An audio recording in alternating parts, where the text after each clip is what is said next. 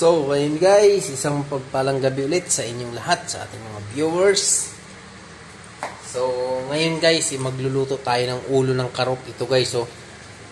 Yun, no? Oh, laki ng mata. Parang nakakatakot to, ha. Yan guys. Yan nyo guys, oh. Yan, ulo ng karop guys. Lulutuin natin. Nakangirit pa guys, oh. So, ayan guys, ilalagay na natin siya dito sa ating, meron nga pala itong ano guys, so patatas, saka sibuyas na puti, saka pula. Ngayon, ilagay natin siya dito. Tapos, lagay natin ng cubes. Tapos, asin.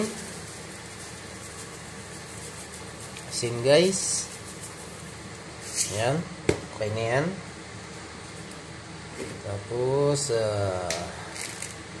oyster sauce. Palalambutin natin to guys. Ayan, oh. Okay. And then,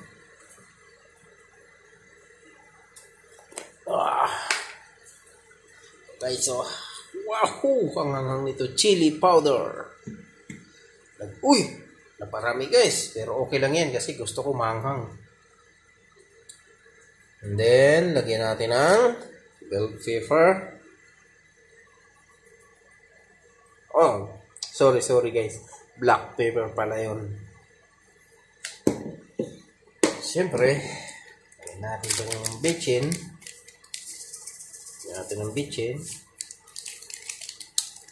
And then, lemon. Lagyan natin ng lemon guys.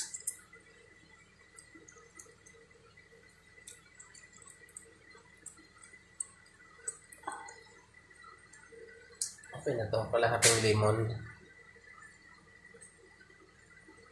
Tanggalin natin yung buto kasi mapait to.